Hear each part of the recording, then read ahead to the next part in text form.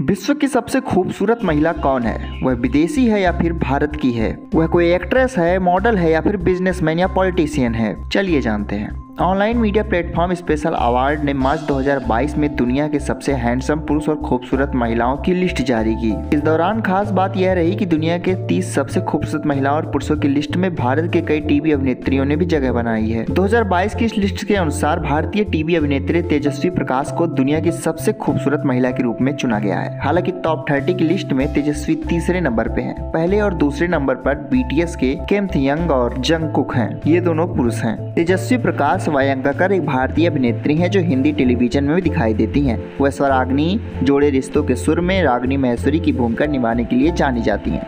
2020 में उन्होंने real factor खतरों के खिलाड़ी 10 में भाग लिया। 10 जून 1993 को उनका जन्म हुआ, जिसके अनुसार वो अभी 29 वर्ष की हैं। इनके पति का नाम करण कुंद्रा है, वहीं भाई का नाम प्रतीक वयंकर है। Bureau report NS now.